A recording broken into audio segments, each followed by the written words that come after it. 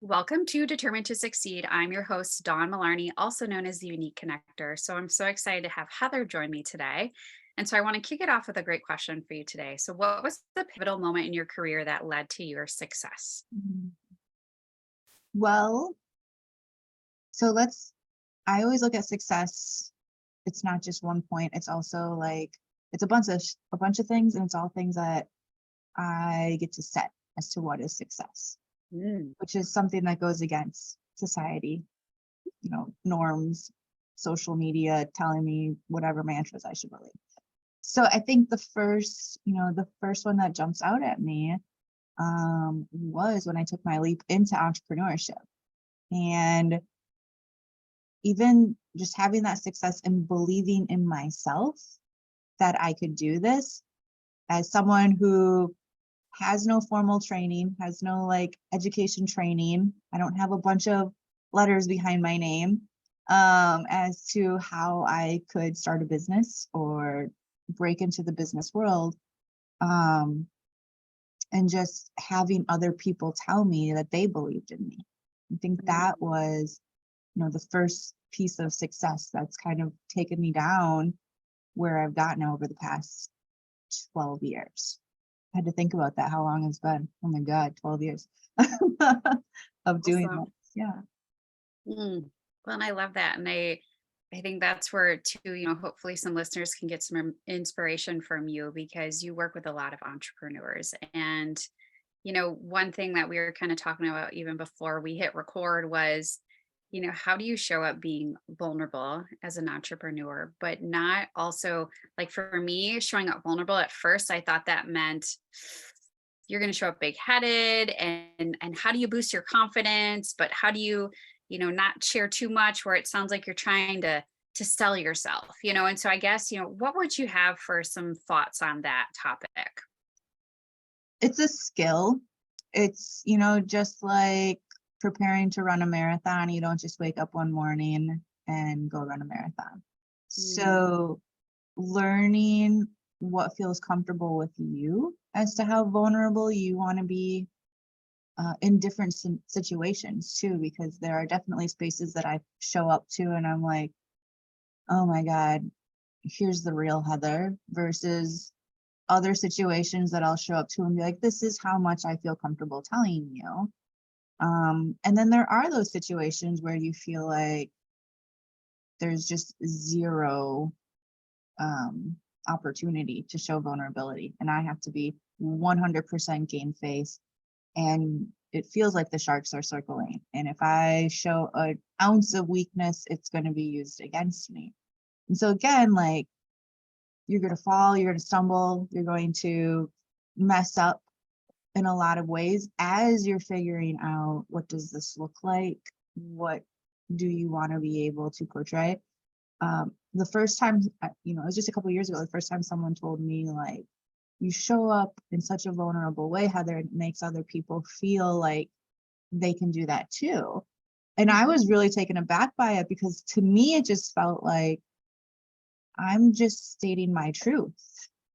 As far as like, this has been my lived experience. This is, but then I also thought about it, I'm like, oh, but I'm okay talking about these things because I've already set like the narrative in my head or come to terms with how can I present this and it really be a vulnerable place, but also not bring the emotion that, as we know, women is used against us. It's a weapon against us as Mhm. to talking about hard things or struggles, and to be able to get where we are today.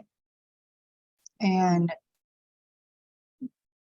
it's, those situations also can very much be taken advantage by women because there's also way too many opportunities for people to profit off of using women's vulnerabilities to be able to put money in their pockets versus putting money into the pockets of the women that they are using um, to share their stories and experiences. You touched on a few good points there of just like showing up as our truth, but also too, I feel like yes, some people use it as a sales gimmick in a way for them to hook, line, and sink you almost, and I think that's unfortunate part of too of just entrepreneurship. You're trying to figure things out. You're sometimes creating the airplane while you're flying it. And it's like, how do you show that, this is kind of something new for me? But also, too, it's like you do have a bunch of tools in your toolbox of what brought you to where you are. But then it's like, how do you be honest, but to not be too salesy or too even to show off of yourself, and Right. I think that's the part where it's trying to find that happy medium. And too, how you said earlier, the different spaces. You kind of have to figure out the different spaces of where you can open up more, the space where you got to be prim and proper, and no one needs to know any of your secrets. Yeah. Yeah. And again, it's hard. And you may even show up to certain spaces where they tell you this is the safe space. This is the place where you can be your true authentic self. And then find out they've used that against you or are using that against you. I've had many partnerships within the work we've done in Doyen, or just even, personal, what I considered friendships. And then find out that, these other organizations or people were using the names to benefit themselves and not following through on the promises that they made with the organization, and it just, it shatters that trust. And it also makes you feel like this is why I can't show up in these spaces as my true self. This is why I always have to have my guard up. This is why people say, people will tell me like, you come across as kind of cold when you first meet me. And I'm like, yeah, because I'm in my head, I'm, trying to not think, how are you going to take advantage of me? How are you going to hurt me in some way? Because of all of the like microaggressions or things that have happened along the journey. And so I think that's where you try not to go in that full opposite direction of, I have to only show up in my pantsuit and I have to look 100% all the time. And I just stick to my script. And as we know, that's not what connects with people. And it does give you like, you're a false person, or it just doesn't feel authentic. I mean, I keep saying the word authentic, but it just doesn't feel authentic. Yeah. Well, and I love that you brought up too of like sometimes we do have to have our shield up and we have to kind of protect, all the hard work that we've done. Yeah. But then too, it is also an opportunity to open up and to teach other people or to mentor someone else, or even be mentored ourselves, Right. when we can be open. And that's where, I love what difference you're making. And I guess, leading a community or organization, you do have all those different dynamic people. And so, what are you doing to show up as the best leader that you want to lead for that organization, do you feel? So, and we talked a little bit about this before we hit record, of like, one thing that I've really been very intentional about this year is every day when I'm getting ready to leave work, what has brought me joy? What is at least one thing that has brought me joy throughout the day? Because there's a lot of like, there's a lot of negative that comes into whatever entrepreneurial journey you're going through. Every single day you're bombarded with problems you have to solve, or things that didn't go as planned, or funding falling through, or whatever that looks like. Clients and customers being upset. So what's one piece of joy that I can take away?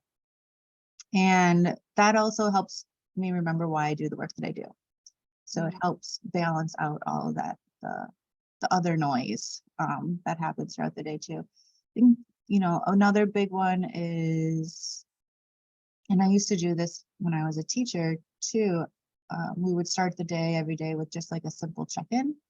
And, how are you feeling right now in this moment? And they would do this when they would walk into the classroom. They'd either do thumbs up, thumbs down, or thumbs in the middle. And I would do it right back to them. And so like when we have workshops, when we get in the Zoom, or when I'm doing coaching sessions, of like, when I say, how are you today? And they're like, oh, good. How are you?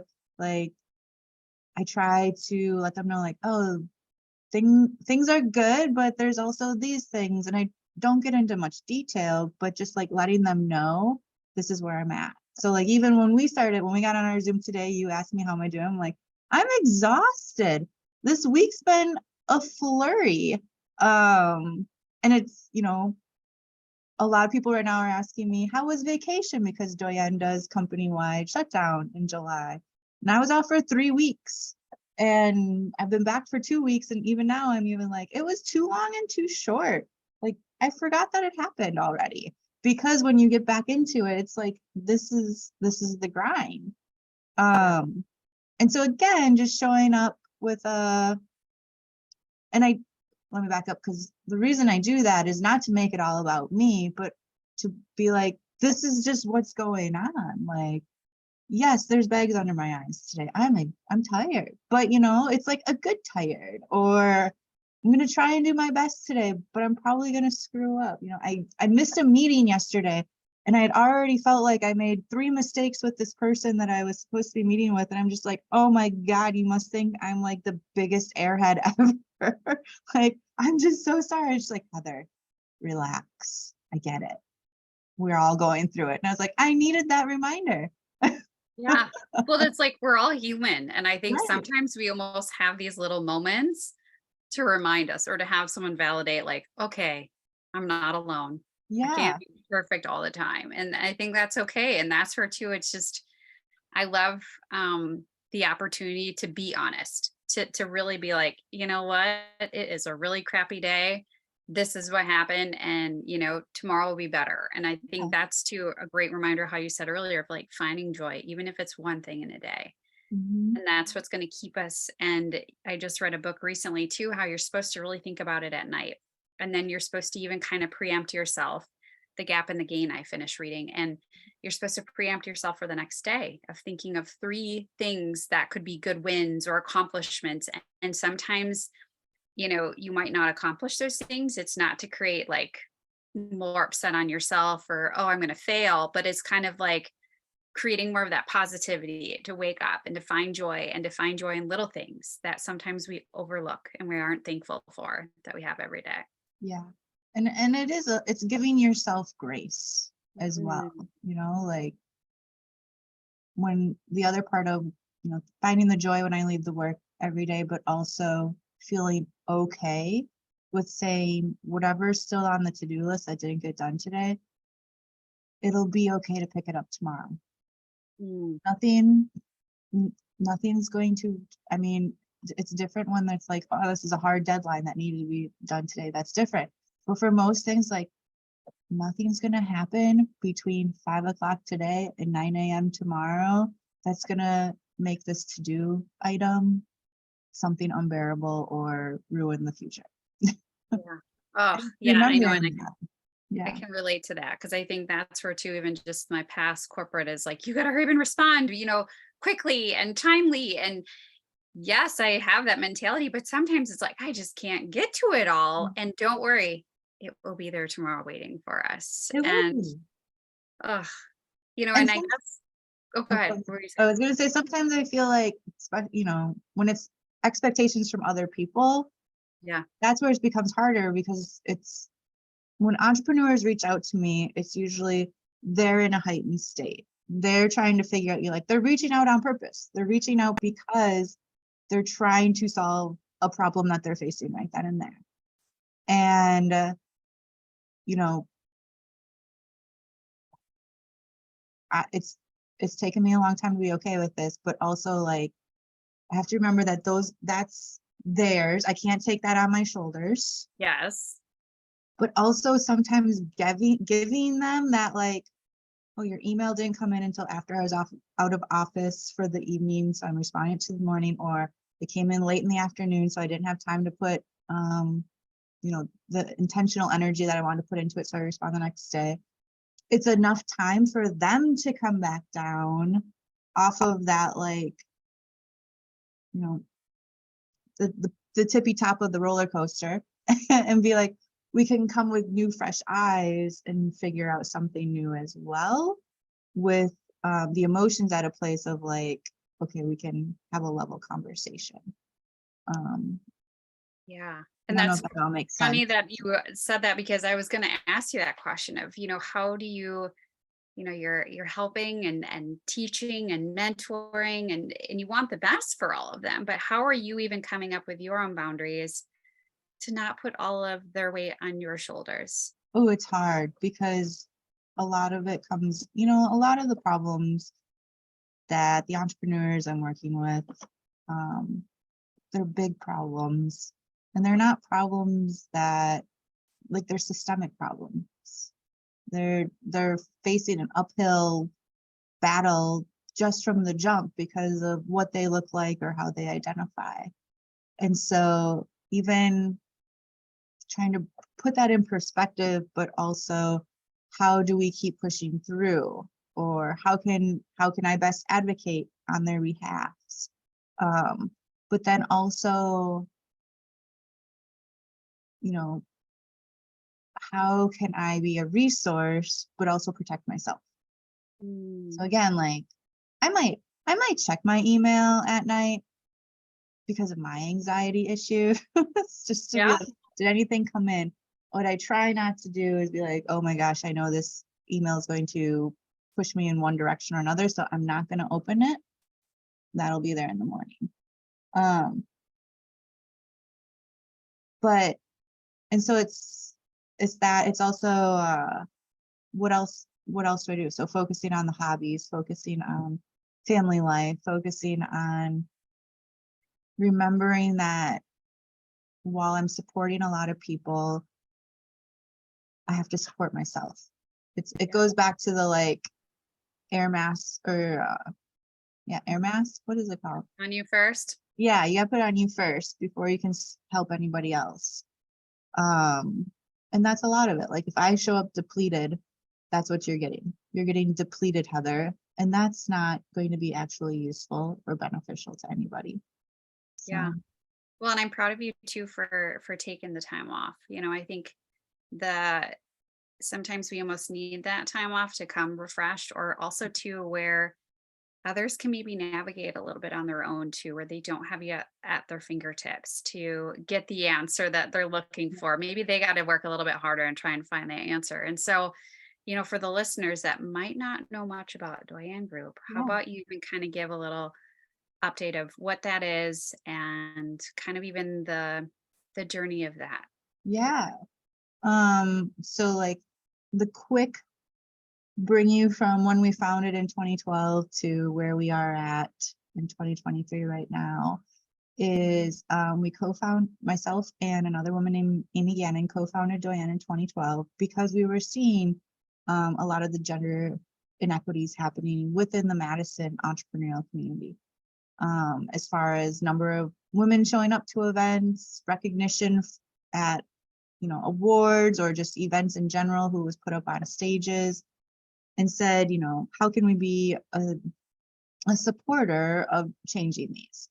Fast forward a couple years, we said, oh, let's, thanks to the community, they told us we needed to build it out. So that's where we started building out, how do we offer programming and services to support entrepreneurs, beyond just how do we work behind the scenes with the other organizations to help change happen.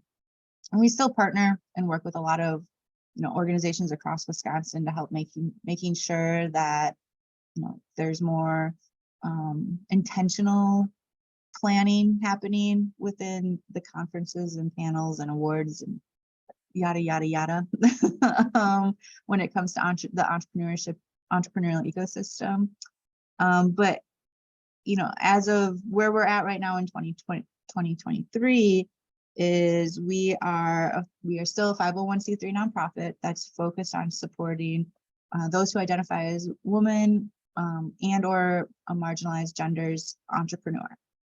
Now, we support basically all industries of entrepreneurs, but where our niche really is those early stages. So you've been up and running for about less than 24 months. You already have a product or service that's available for purchase or getting ready to go to market, and helping at a strategic level. So that's where we leverage our partnerships as well, where, like, we don't do a class on how to use QuickBooks. or how to write a business plan even. There are other organizations in our community, across Wisconsin, across almost all communities, where you can find people that are already doing that. Where we say is like, okay, what is your next big goal? Or what's the big goal of your company? How do we start planning and creating milestones and benchmarks to hit those goals so that you're able to achieve the success that you're looking for? And we do that through a variety of programming, events, and also coaching and mentoring opportunities to support the entrepreneurs. The other ways we support entrepreneurs is around like funding the ventures. So we had an evergreen fund that put dollars into 43 companies across Wisconsin. All those funds have been dispersed. So now we're hoping at some point we'll get some returns on those investments and be able to have another fund. And we've also launched a new program called the Investor Accelerator. So how do we start getting more non-white men investing in startups? Because as we know, when we have more diversity at the table of making decisions, we're going to see more people benefiting than just the guys that reminded me of myself when I was their age. And then, the third one is still that core of like, how do we support the overarching ecosystem? How are we making sure that our voices, our thought leadership into what becomes the next version of the Wisconsin entrepreneurial ecosystem? And so we partner with a lot of places and events and different programming and opportunities. And that is, really what's gotten us today. We still do, so we have a statewide touch point. So at one point we were branching out city by city. And when the pandemic happened, I said, we're not doing this anymore. We are rebranding again as just one. And so all of our programming is still virtual because it goes along with one of our guiding principles around the system is broken, not the entrepreneurs. And so how can we reach you where you're at when you need it most, instead of saying you have to be at this physical location at this time, and that's the only way you're going to get support from us. We still have all of our things online. We've also launched a learning lab, so all of our workshops that are open to the public are recorded, and anyone can go and access them at any time as well. Look at all that inspiration that you're spreading into. I love that you know what lane you're in, I guess, and you partner with other organizations and other people, and you know where you can shine the brightest and shine on other people so they can even show up the greatest. And I love that. And I'm really always just been inspired since I met you. And I'm like, whew, why didn't we meet a long time ago? Because I feel like you just have a very similar mindset too, of just supporting other people, but also too, you have the drive. And I just really appreciate all that you do for the community and others, and keep shining bright. And I'll make sure to put in the show notes how people can get in touch with you or to learn more about Diane or even help, participate. But is there any last words of advice that you want to leave for the listeners even? Yeah, I mean, I thank you for your message of, keep doing what I'm doing, and also thanking me for what I do. But honestly, it takes all of us. And I will say, I hate bumper stickers, but I have one bumper sticker on my car and it says do better. And it's kind of, it can go both ways, but all of us, no matter where we are at on our life's journey, we can do better. And so, that's I feel like that's part of the message to all of us. We're doing great, but there's always room for improvement. So, thank you to everybody for doing what they're doing. And thank you them for taking care of themselves, but also thank them for taking care of each other, because that's just as important than any one person's work that they're doing. So many great thoughts here. So I appreciate you, and keep shining bright. And thank you for joining me on the show today. Thank you.